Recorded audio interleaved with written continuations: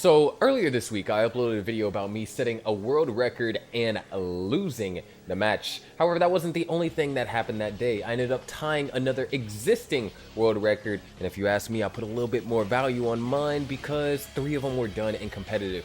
And this is the video of that world record of how I got the second ever back-4-back using the DAS playstyle.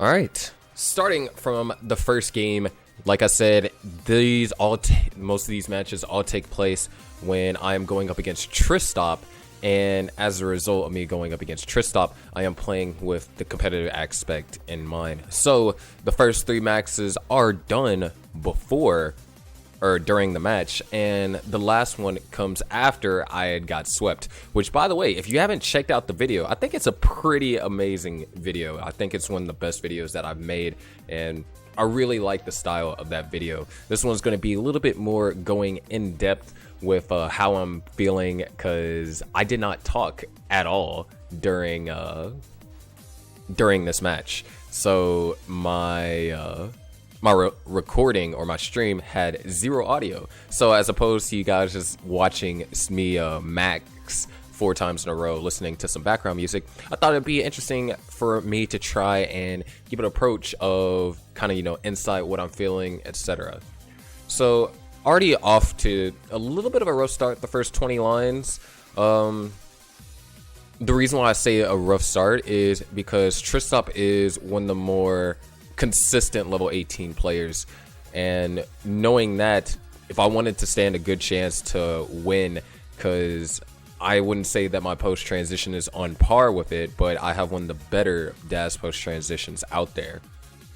And so in order for me to stand a chance, I needed to burn at most 4 lines per 20 lines, and off to, at the beginning of this game, I burned a little bit more than that.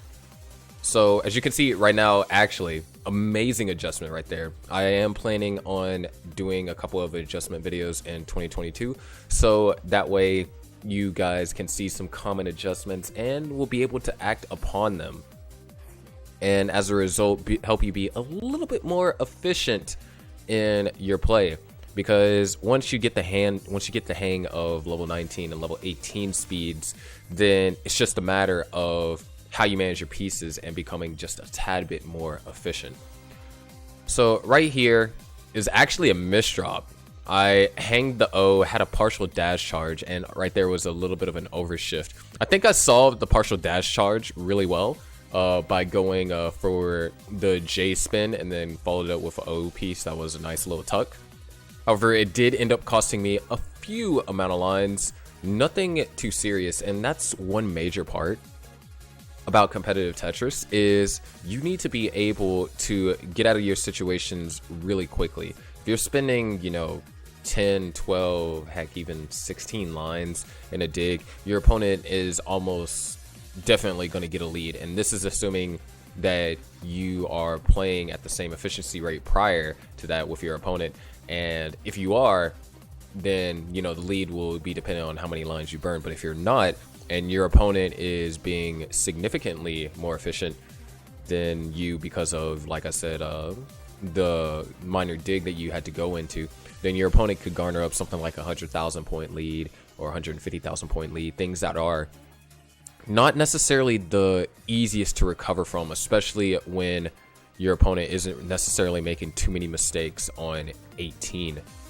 So around halfway through, things have been a little bit calm. This is, 59% Tetris rate, so I'm looking currently at a 550k transition, which personally I would be fine with.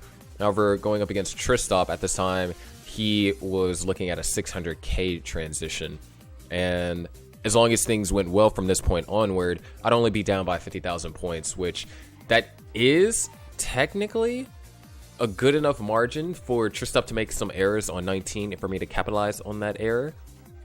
But at the same time, it could easily spiral the other way. So right here, you can see me start to try and crank up the aggression a little bit. And the reason why I'm doing this is because I know that Tristop has a lead over me. Van Weller, of course, is doing the live commentary, which, by the way, if you want to see the full match commentated by Van Weller, you can check out the Classic Tetris Monthly channel video where the full match is on display. And the link to that will also be in the description, along with, you know, the world record and loss video. But going here, you know, 436, I can get a 500k. I can get a 520, a 550 is borderline, but that misdrop ends up being costly. And the reason why I did that little side-to-side head movement is actually because it's not as bad as I thought. It can definitely be solved with various tucks. However, as a result, it did cost me some efficiency. And you can kind of see I'm trying to deal with it. I only have 8 lines, now 6 lines before transition. And in order for me to get out of this and be good, I need to be able to have a clean board. Because if I don't have a clean board going into 19 and something goes terribly wrong, the chances of me being able to stay alive in 19 just because of the playstyle I use is drastically decreased. So right here, I go ahead and take the double, and I transition at 493. At this time, Trisop is still playing, but Trisop is going to transition just a couple thousand points shy of 600k if I'm not mistaken. And so with a 493 transition, I know I have to play efficient in 19, and I didn't know that I had to max, but that was my intention of going up against Trisop, is to try and max every game, and hopefully one of those maxes will be a win. Fortunately, it was not. But yeah, a little level 20 here, I started to get a little bit shaky. The pieces were kind of not necessarily friendly, and it was getting to the point to where it would have been hard for me to control them reliably with DAS. I mean, granted, my DAS control is up there. Now, this is a delay burn I absolutely love, and it could have been solved multiple ways. It just happens to be that that particular piece sequence was the most favorable for my stack. So here we are, 609 at level 22, according to the pace guide that I made from a Game Scout, you know, wow, like 2 years ago. I would be just 1 Tetris under pace going into level 22, and with 2 Tetrises, now I am back on pace, or back on ideal pace for a max. And so these levels, when I am, you know, constantly scoring 2 Tetris per levels, those are huge for trying my best to maintain pace. Now, this gets like a little bit of a rough situation. I did get the long bar there. If I didn't, it could have got dangerous. That S-flat was also perfect. And the S-flat is another adjustment that I do plan to go over, because it is one of the most overpowered adjustments that you can do, or overpowered placements / adjustments that you can do, just because of how many utilities it has whenever it's applied in the right format. Now, this got incredibly scary because I'm up really high, having to pole vault pieces left and right, and I finally get the long bar. You can see there's a little bit of emotion for me, because if I didn't get the long bar, I was running out of room to burn. The left side was almost inaccessible, and things were looking pretty rough. So right here, 767, it is not necessarily the easiest to max off of this, but if I'm able to get 2 Tetrises, even heck just 1 Tetris, which I do get here, that's going to contribute greatly to the likelihood of me being able to, sorry about that, the likelihood of me being able to be successful. And the reason for that is because the last 3 levels you can get 250,000 points, because Tetrises are worth more than 30,000 points per Tetris. However, if you don't miss out, if you miss out on some of those Tetrises, what's going to happen is you're going to lose 30,000 points per 4 lines. And if you're burning throughout an entire level, that will almost certainly take you out of max pace if you transition to level 26 at the score I did. And so what happens here is I play absolutely perfect. A lot of the stacking is done to make sure that the right side, I can always build it up. That's why I avoid trying to set up for overhangs, so I'm not waiting for particular pieces. I also do my best to avoid jagged formations, so then I'm not reliant on the respective S or Z. As you see, I actually go and build up first, 1 Tetris away, waiting on the long bar, and at this point I start sacrificing my stack. And then the long bar comes. If I get an S, well, if I would have got an S, I could have burned 1 more line. However, A17, not enough to beat Trisop's like A30 something. And as you know, that's the first max. You know, big whoop. It's, you know, a max in comp. I have over 50 at this point, so at this point, you know, everything's fine. Like, dang, I got a max and loss, but I maxed off a 490 transition, so 520k post, really solid. So here we are, game number 2. Now, one thing about, at least me personally, with anything considering back-to-backs, my back-to-back, anytime I try to go for back-to-back, the next game generally is affected by either a rough opener or just simply me making a lot of weird stacking decisions. And you can kind of see a little bit of that right now. The opener was slightly rough. It's not necessarily as costly, but 6 lines that is likely to translate to Trisop getting a 1 Tetris lead over me. And so going into this, you know, I'm making a lot of misdrops, a lot of peculiar placements. And in fact, someone actually said in the chat that I got into this dig because I was playing with one hand, which, I mean, if you're watching this video, that is incorrect. That's an incorrect assertion. What actually happened is that the pieces that I received were not conducive or not what I was looking for, and as a result, I had to burn. Now, a lot of these are some very, very amazing last-second adjustments. They allow me to open up a lot quicker and start scoring. However, the issue is I have a 32% Tetris rate, and if you're wondering how I have the Tetris rate mod or the Tetris rate thing showing on my gameplay, there is this patch that was made by Hydrant Dude that I applied to my EverDrive, so then I can have Tetris rate be shown. It's generally not shown on stream, but I think it's a nice little metric for those that end up watching it whenever I'm doing like either qualifying runs or other things, that they would enjoy that little Tetris rate. So at this point, 600k is practically not on the table. If I were to play absolutely perfect, it could happen, but as you can see, this board is not necessarily the best for playing perfect. And so at this point, the goal is a high 500k transition. And I guess pace markers that I use to determine whether I'm on 600k pace. 600k is like generally the golden standard for what is considered a good game. You can use 150,000 at 40 lines and then add 100,000 for that every 20 lines. That is like the absolute minimum that you can get, or that you can score at each benchmark before you can or in order for you to get a 600k transition. So anyways, back to the game. I'm pretty sure you guys aren't necessarily watching just to hear me ramble about various things, or maybe you are. I mean, I'm trying to make this interesting so then you aren't just watching, you know, me max out for 4 games in a row with music in the background. So right here, I was going to commit to that dirty Tetris, but at that point I just figured I had to burn out. Things were taking a little bit too long, and 219,000 at 70 lines, this is not a good game. It can be a 500k transition, but the likelihood of it, because that depends on both RNG and my execution and my ability to manipulate RNG into my favor, not RNG manipulation like what Scotto does, but in order to perfectly accommodate my board in order to have that perfect play, the likelihood of me getting a 500k off of this game is not likely. And as a result, this means that in order for me to get a max or to get a high score, I'm gonna have to play at level 19 very efficient. And you know, playing level 19 efficient, that's what I pride myself on, is that the reason, I mean, I arguably say that my 19 is better than my 18, which says a lot about me, but that's talking about from a competitive perspective. So at this point, I start finding a little bit of steam. I start knocking down Tetris after Tetris, and I put myself back on that 500k transition. I could have actually gone for a Vitz right there, but I decided to go safe, and it ends up being a little bit of the right maneuver. The stack right now is perfect. I am perfectly comfortable with this. The only thing that I have to deal with is getting Tetris ready, which I get the LPs for.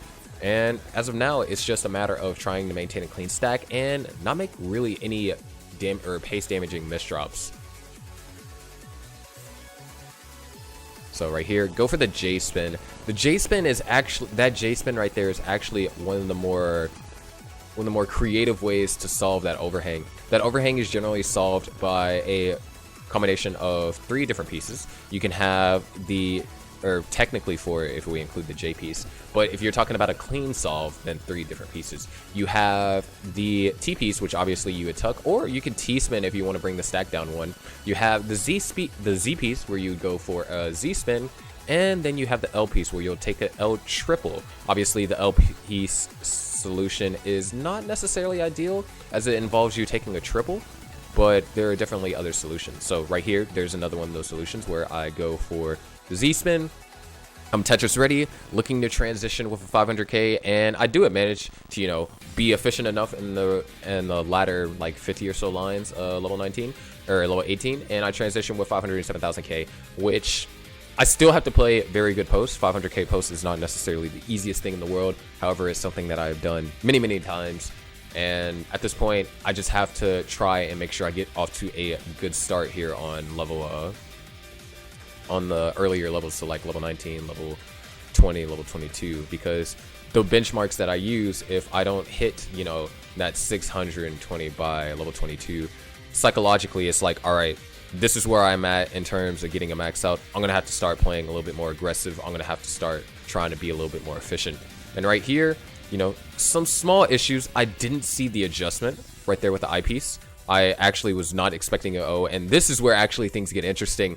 I managed to nail a quick tap. Nice pole vault burn. Doesn't go for the double, because if I go for a double, it would have actually, I'm going to rewind that just a little bit, because I think that was just a really key way on how I managed to dig out of that. The stacking knowledge, and this comes from, I would assume it comes from me playing a lot of level 19 at 3. So then I know how to try and put myself in situations where I can be at the best chance for success. So I'm going to pause here a little bit. I know it's not traditionally how you do world records. So right here, the well is set up. I just need an eyepiece.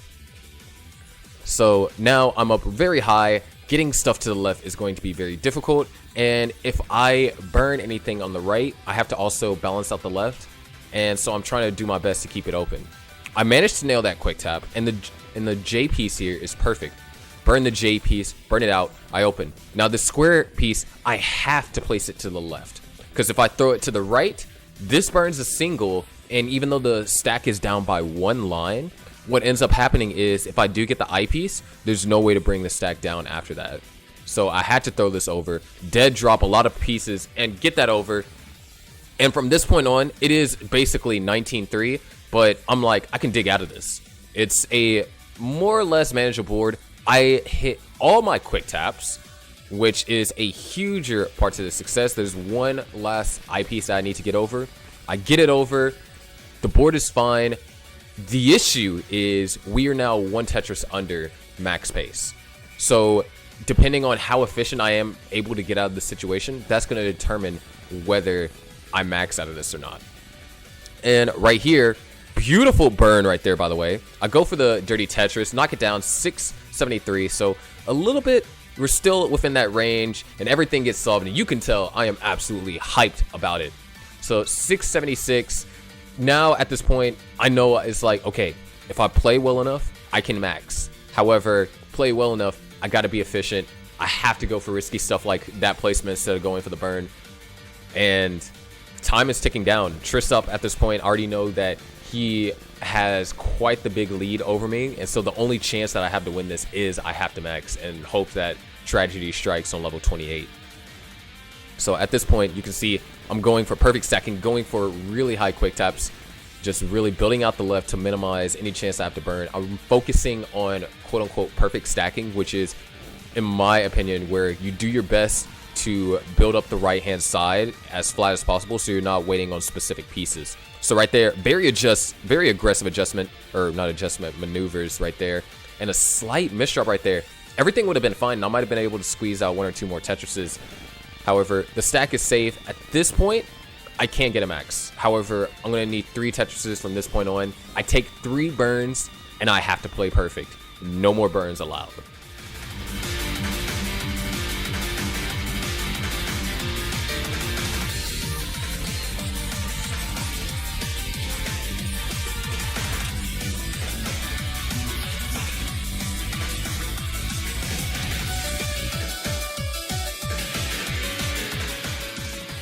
T-tuck to get Tetris 30 and knock down the Tetris. Try to get a couple more lines, can't get the 4 high, which is a foreshadowing to something later. But A14, I got my second ever back-to-back with DAS in competition, and ended up getting, I'm pretty sure, the third ever back-to-back max with DAS. There have been, I've mentioned this several times before because it's a talking point that I like to talk about. Right now, there's only been 2 players that have managed to get a back-to-back with DAS in competition. I was first up against Sidnev with some pretty high back-to-backs. And Heps was second, also up against Sidnev in the same day. So that was a good day for DAS. But back-to-back with DAS generally is not something that is done in competition. I mean, granted, there are a few high-level DAS players that play in competitive nowadays, so that makes it all the more rare. And like in the world record, I got back-3-back, which has never been done. So I take a little break here because I'm absolutely shaking. I managed to clutch up a max out. Once again, 500k post, but you know, I still end up falling short. So let's go ahead and jump into game number 3.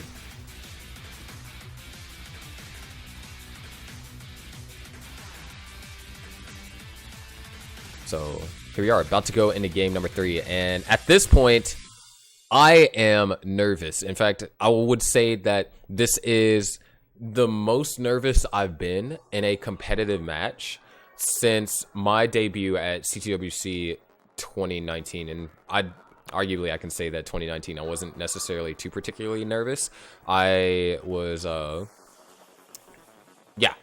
but the reason why I was so nervous, my heart was pounding out of my chest, is because I am one Tetris away from getting my, or not one Tetris, wow, one max out away from getting my first ever back-3-back in comp, which would tie Jonas's consecutive max PB, which was 3, and I would get the first ever back-3-back max in comp, which having that as a possibility is like, I can get another world record this game.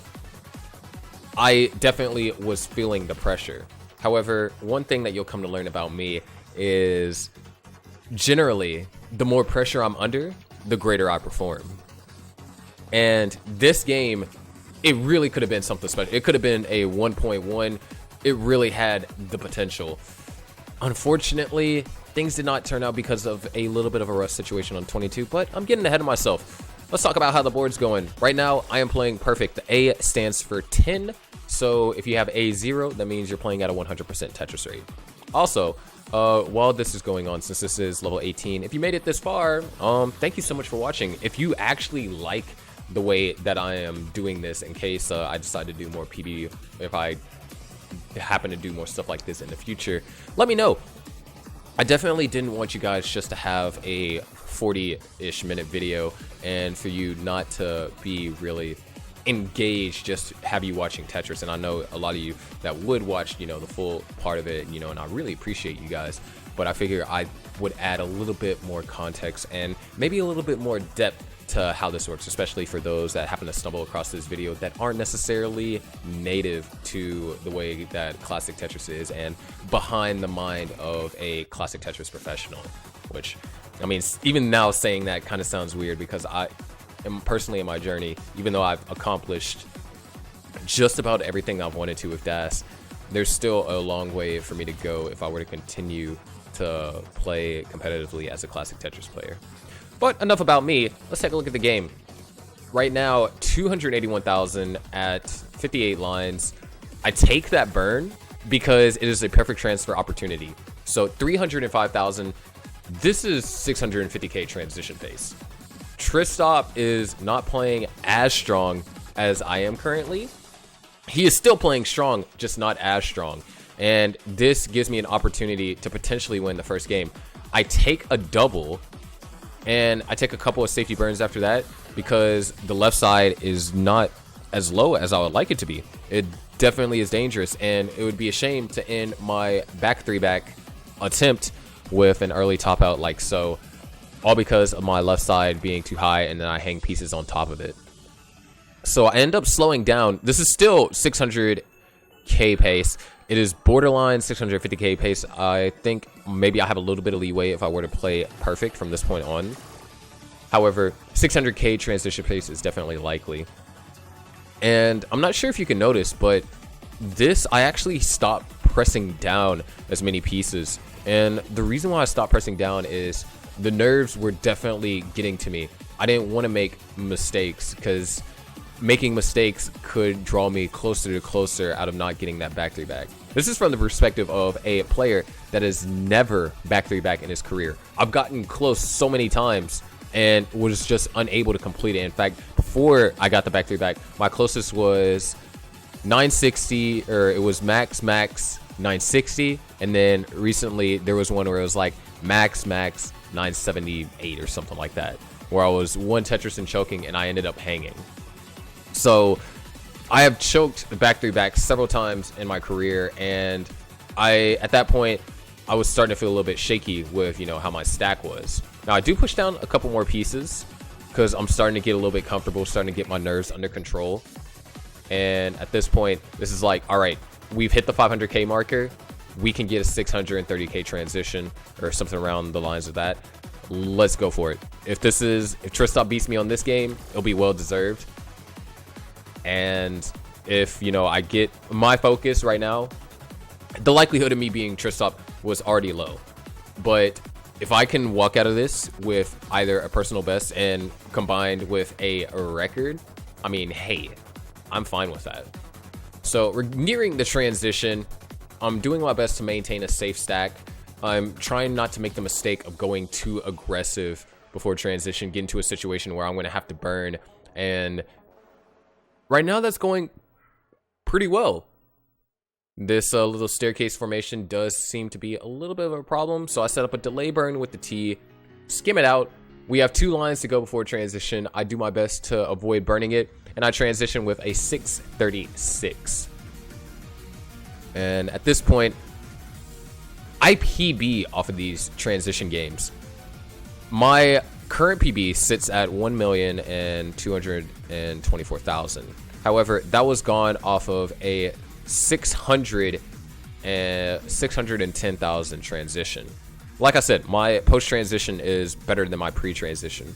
So there was a lot of things going on through my mind. It's like, hey, I can PB this. Maybe this is what I need to be Tristop. I can definitely 1.1 this. All I have to do is, you know, play solid. I need to at least get the max so I can get my back 3-back, and then I can exit the tournament. Even though I lost, it'll be a bittersweet moment because I'll be happy that I got the back 3-back, even though I got swept. So right here, things are looking a little bit fishy. Nice triple J right there. Absolutely perfect. Knocked down a Tetris. 736,000. That's a 100,000 points above pace where you're looking at for getting a max. So this is 1.1 pace. However, make one early shift. So now I have to burn. I get the piece over. Things are looking fine. I'm getting down, you know, bringing this down. And then I make another early shift. And this one is a little bit more deadly. So this could have ended my run right here. My heart was pounding out of my chest, but I know that I am an amazing down stacker. I mean, not sorry to, you know, gloat a little bit there, but I mean, it's the truth. I am an amazing down stacker. All I have to do is execute, manipulate the pieces to my will. I could have gone for a Tetris right there, but I just wanted to dig out. And maybe if I would have gone for that Tetris, the outcome of this game might have been different. But as of right now, everything's, you know, going down because I had such a huge pace. Getting the max from this is still very doable. So things are looking fine. I'm going to go for a couple of, you know, simple burns. Going to set up for a Tetris. A little bit risky, but I get it. And that puts me at 800,000. So at this point, 800,000 going to be really clean. The chances of me getting a max are really high. Chances of me getting 1.1 really low. But I can get a mid-max as long as I execute everything properly. So 838 in a level 26. Right now, I'm really just trying my best not to miss drop. I'm intense focus. Waiting on the long bar here. Knocks down one Tetris, puts me up to 871. I avoid getting set up too early. I want to have a safer way to max out, even though those 2 lines could technically cost me an extra Tetris. But the drought is really hitting hard. I go for the triple instead of going for the placement over to the left. So drought couldn't get in second Tetris in level 26. And honestly, looking at it from this perspective, level 27, that drought from level 26 into level 27 costed me quite a bit, and I might have been able to win this game had that gone differently. But at this point, I need 3 Tetrises to go for the max. I have a few burns available to me. As a matter of fact, I have 1 burn available to me. Or I could go for a triple. But I'm trying to go win a match. I set up a long bar dependency, and I'm like, no, I can't do this. So I set up a dirty Tetris. Hope for the long bar. Get it. Get set up for 1 more. And this is a frame perfect if I can hit it. Putting off the long bar. Can't hit the frame perfect. So end up falling shy of Trisop by just over a Tetris. And really, if level 26 was a little bit different, I have a feeling that I might have been able to win that game. So there it is, game 3 written in the books. Like I said, if you want to see the recap accommodated by the commentary, the link to both the overall view as well as the CTM full match will be down in the description below. But after this, I was now, I got my first ever back-3-back, got the world record for average losing score with DAS, first ever back-3-back in comp with DAS. And now there's one thing left to do, and it's try and go for Back-4-Back. Here we are, game number 4. There's been a little bit of gap of time, but I hadn't played any games until. So we are going for the Back-4-Back. The Back-4-Back has only been done by one other player at this time, with DAS, of course. All these accomplishments are done with DAS. And that player is Mark Migas, a German player who is a very good PB DAS player. And so, with this, the pressure of being in a match isn't really there. But now there's the pressure of, hey, I can tie a world record.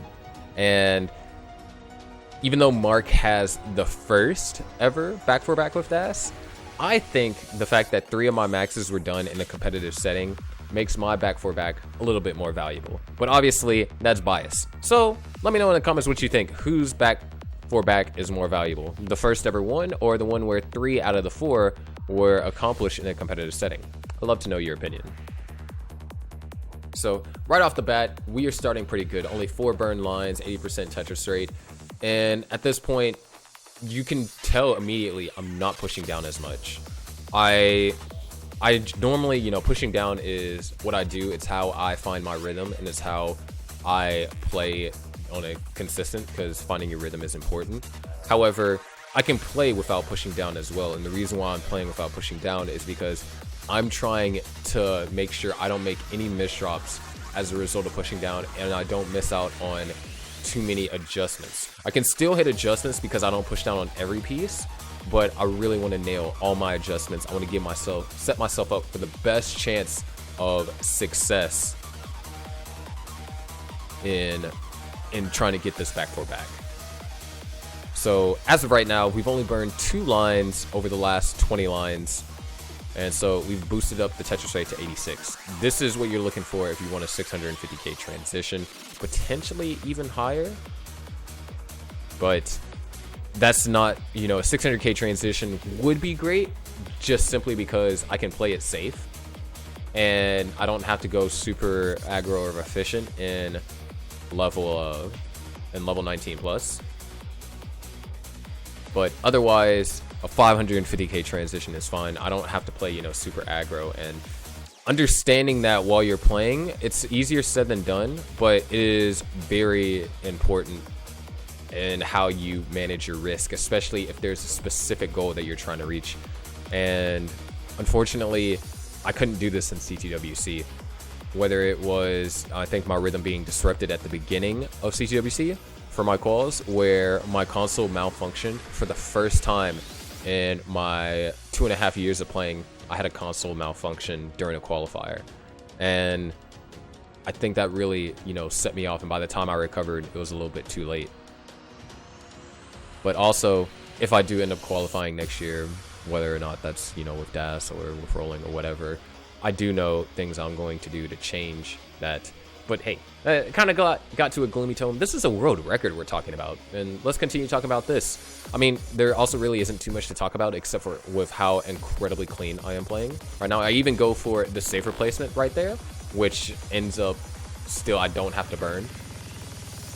So right now, 418,000. This is definitely 650k transition pace, which means that I can burn a lot in level 19.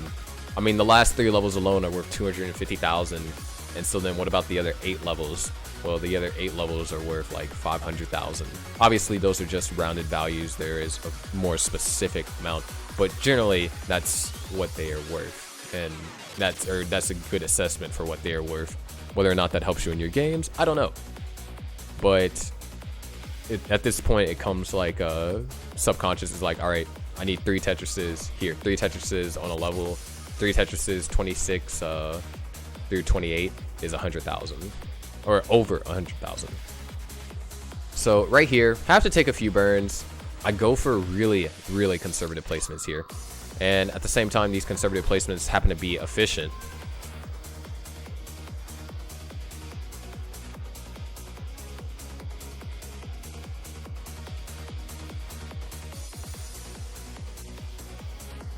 So right here, 517, this can easily 600k transition. I can burn, you know, I believe 4 more lines and still have the 600k.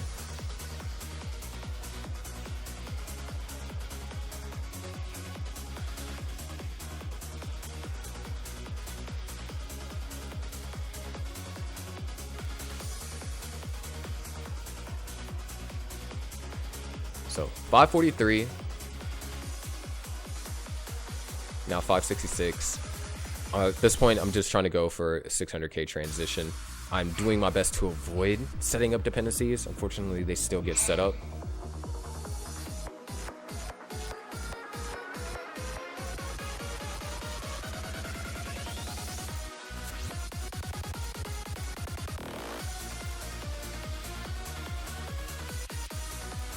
And here we go, 616 transition. So a little bit less than the transition to previous game, but at this point I need roughly 10 or 11 Tetrises to max, which gives me 60 lines to burn.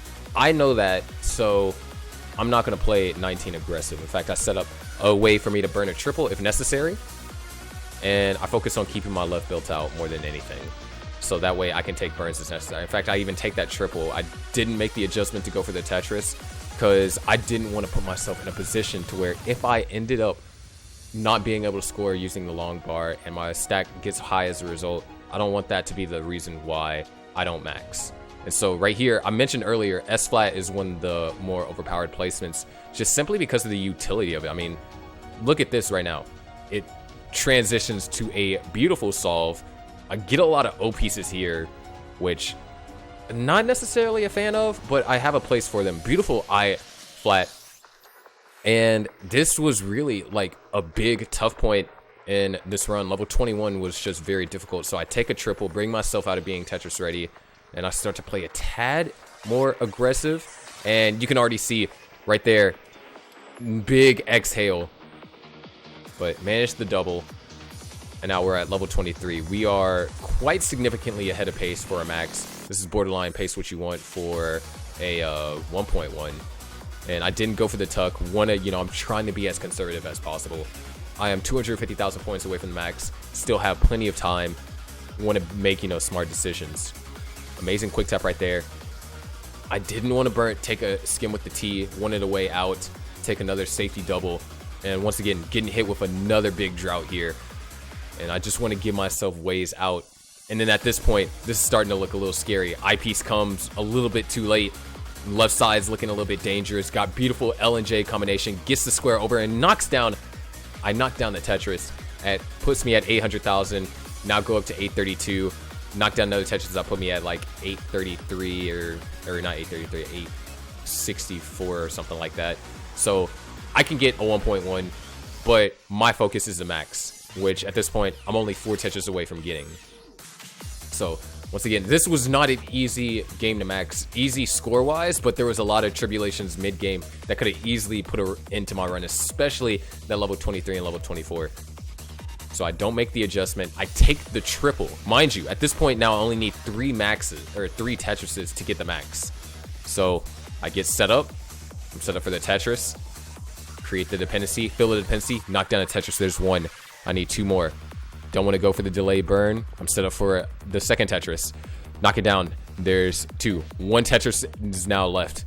I need to get built up. I'm building up my left so I have ample opportunities to burn down. Take the skim. I am Tetris ready. There it is. There's a Tetris A16. I just tied the world record, and I can keep going. So I get set up, make a small misdrop so I can't try and go for a triple. There it is. A52. I don't even care for an extra line. I just got the second ever back-4-back whipped ass, tying the world record. Not sure if my average is higher, but arguably yesterday's mine is a little bit more impressive. There it is. Unfortunately, game 5 did not pan out the way I would like. Ended up resulting in a early top out, an early 19 top out, or early in the post transition top out, not necessarily an early top out in itself. So back-5-back is still been unaccomplished, and who knows, I might try and go for back-5-back before I try and learn rolling, or if I can't learn rolling, then back-5-back would be the last achievement that I go for with DAS. So there you have it, ladies and gentlemen. That was the story about, or I guess not necessarily a story, but this was the video about how I tied the existing world record for the most consecutive max outs. Now, once again, if you like the video and you like the way and the style that I did this, of course, that means that more analytical style, more analytical content like that will be coming out in the future. Then be sure to leave a like, comment down, what was your favorite game that I maxed? Was it game 1? Was it game 2? Was it game 3? Or was it game 4? Let me know down in the comments. Share with your friends. Maybe they might find a world record video like this interesting, and maybe they might learn something with how in-depth that Classic Tetris is. And once again, be sure you subscribe and turn on the notification bell so you can see more content coming out in 2022. I really want to strive and bring this channel back. I want it to be more active. I want you guys to get content that the Classic Tetris community in general needs. Anyways, my name is Michael, better known as ITZsharky, and I'll see you all in the next video. Most likely not a world record though.